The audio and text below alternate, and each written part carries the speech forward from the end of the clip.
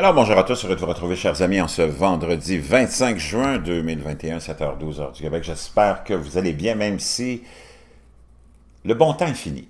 On le sait, nous, on s'en va vers nos plus mauvaises années de nos vies. C'est-à-dire que faut pas non plus dramatiser et être pessimiste à 100%, mais on sait que le bon temps est fini. Il y aura des difficultés pour beaucoup, beaucoup de nos frères et de nos sœurs. Il y a toujours moyen de passer à travers, toujours moyen de prospérer. Il y a la fin du monde, je ne pense pas qu'elle arrive demain matin, mais le changement du monde va être déjà commencé et va arriver demain matin, lui. Et il y a beaucoup de gens qui ne sont pas préparés. Tout d'abord, vous allez voir dans votre univers rapproché la vie devenir de plus en plus difficile. Les changements climatiques en sont une des raisons, qui sont cycliques. Il y aura beaucoup plus de difficultés à s'alimenter. Le coût de la vie va être extrêmement élevé. Quand on parle de changement climatique, de réchauffement climatique, comme par exemple, on va aller voir à Portland, une ville aux États-Unis où il fait 113 degrés hier, pour quelques jours, et ça bat tous les records. C'est des vagues de chaleur. Ça ne va pas monter à 300 degrés, on ne va pas cuire. 113 degrés, c'est chaud.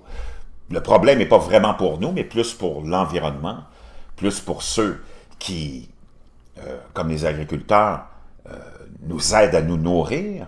On le voit dans l'histoire, il y a des périodes où ça a été difficile, il y a eu des grandes famines, parce qu'il y a des changements climatiques qui s'opèrent.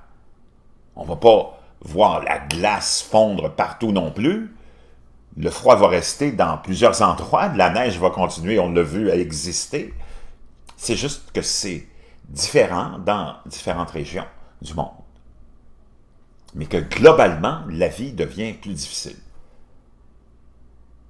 Et c'est ça qu'il faut comprendre. Il ne faut pas que tu t'attendes à ce que demain matin, tu te réveilles, fasse 300 degrés. Il y a des augmentations de 2-3 degrés. Dans l'histoire de la Terre, il y a 10 000 ans, par exemple, faisait 7 degrés de plus. Mais on est tous restés là. Parce que le 7 degrés de plus, c'était pas sur l'ensemble de la planète, c'est à certains endroits.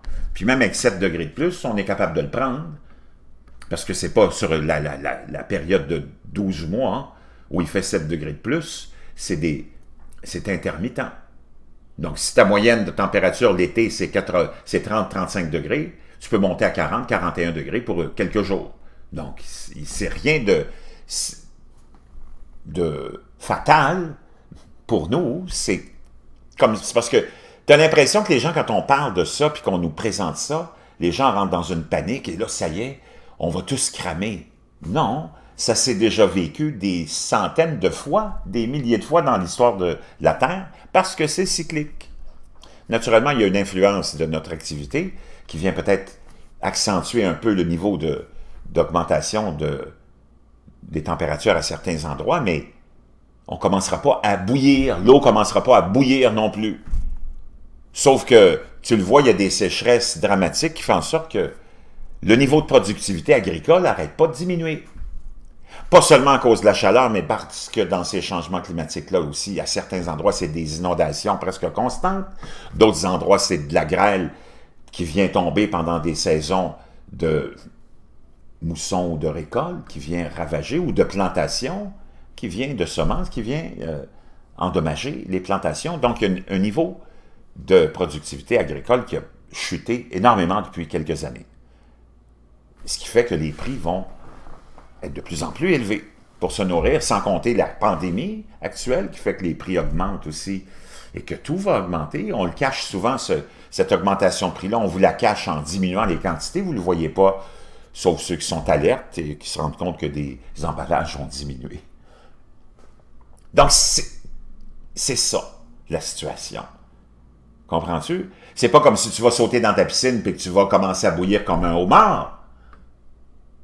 C'est que graduellement, pour certains endroits, ça va être mieux. On a vu l'Empire romain prospérer pendant des grands maximums solaires où il a fait chaud pendant une longue période de temps parce que ça les a avantagés. On a vu en Angleterre une autre période où il y a des vignes qui ont commencé à pousser, on a commencé à faire du vin parce qu'il faisait assez chaud. Et d'autres endroits, c'est l'inverse. Donc, il faut tout relativiser, il faut prendre tout, pas avec un grain de sel, mais être conscient que C'est pas une apocalypse qui nous tombe sur la tête. Puis c'est pas la première fois que ça arrive. Il y a 10 000 ans, le détroit de Béringer s'est ouvert, il n'y avait plus de glace, les ours polaires sont passés, des populations sont venues s'installer aussi dans une autre partie de l'Arctique. Tout s'est refermé par la suite, puis les ours polaires sont encore là, puis les humains sont encore là. Donc, il ne faut pas devenir fou, comme dirait l'autre. Il ne faut pas s'arracher les cheveux, mais il faut être conscient que ça change, puis que ta vie va être impactée par ça, va être touchée par ça. Il y a beaucoup de gens qui souffrent, il y a beaucoup de gens qui sont touchés. Des centaines de millions d'humains sont affectés par les changements climatiques intenses depuis 3-5 ans. Ça ne nous passe pas par la tête, mais tu as du monde qui souffre à tous les jours parce que c'est pas parce que nous, on ne souffre pas qu'il n'y a personne qui souffre. Et c'est ça, les implications à long terme. On l'a vu, la neige est tombée en quantité record, ça continue à tomber même en plein mois de juillet ou juin. Il y a du froid partout, je vous en partage souvent des liens, parce qu'on n'en parle pas, parce qu'on ne veut pas en parler. Mais c'est comme ça. Donc là, on s'en va à Portland, on va aller voir Portland, qui connaît. 113 degrés prévus à Portland, alors que la chaleur potentiellement mortelle se profile. Puis si tu t'en vas, puis je l'ai fait souvent, sur Wikipédia, voir toutes les vagues de chaleur, les canicules qui ont eu lieu depuis une centaine d'années, c'est plein partout. Puis ça cause des morts partout. Ben, on va le faire, l'exercice ensemble. C'est juste pour vous montrer à quel point il ne faut pas devenir fou.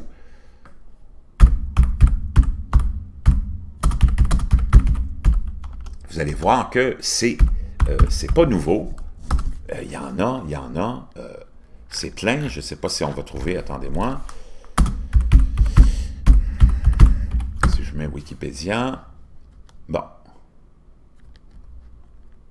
Canicule, Wikipédia. Bon. Si on s'en va voir les canicules, c'est pas nouveau. 1540, 1757, 1911, 1947, 1976, 1983. Là, on parle de grandes canicules là, qui ont fait l'histoire. C'est plein. C'est plein. Puis à tous les ans, tu as presque une canicule mortelle. OK? Donc, c'est pas nouveau. Donc, à Portland, 113 degrés. Une vague de chaleur d'une ampleur et d'une durée sans précédent devrait s'abattre sur le nord-ouest du Pacifique ce week-end et apporter des températures dangereusement élevées qui pourraient rendre la vie misérable la semaine prochaine dans une région où la climatisation n'est pas un élément essentiel dans la plupart des ménages parce que, j'imagine, on n'est pas les moyens, je ne sais pas, mais c'est ça qu'il faut prendre aussi en compte, c'est que c'est pas tout le monde qui vit avec un climatiseur.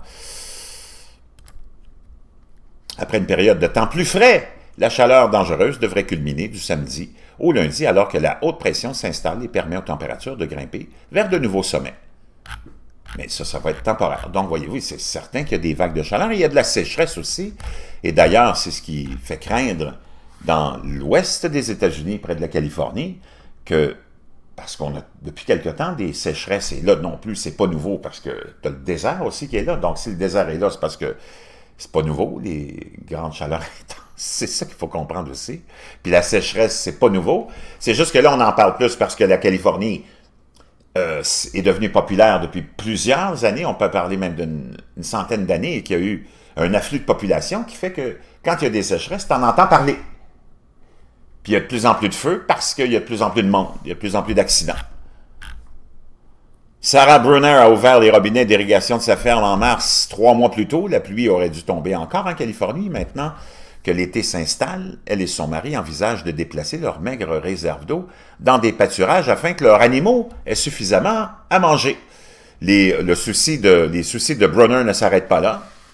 À la basse-cour, les champs d'échalotes, d'ail et de chèvres de la famille sont entourés d'épaisses forêts du nord de la Californie, desséchées et prêtes à brûler. Un incendie de forêt en début de saison près de sa maison a récemment incité Brunner à documenter ses biens et réévaluer son assurance incendie.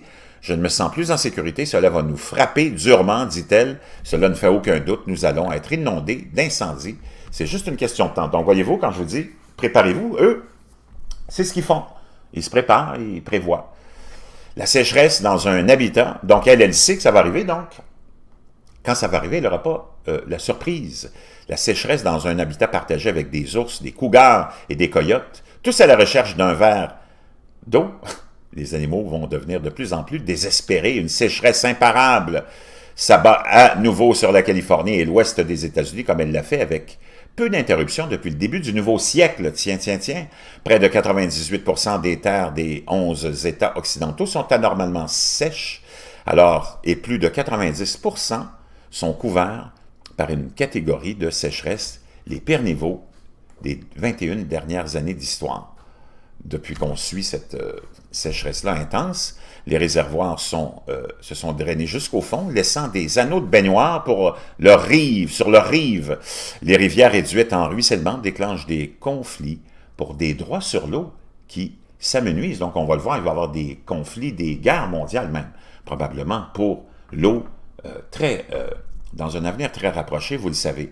Des millions d'acres, d'arbres et d'arbustes sont passés de l'ombre au combustible pour les incendies incontrôlables que tout le monde avait prédit en ce qui concerne la sécheresse. C'est la plus grosse sécheresse, surtout si nous parlons de la sécheresse plus large dans tout le sud-ouest, explique Daniel Swain, climatologue de l'Université de Californie à Los Angeles.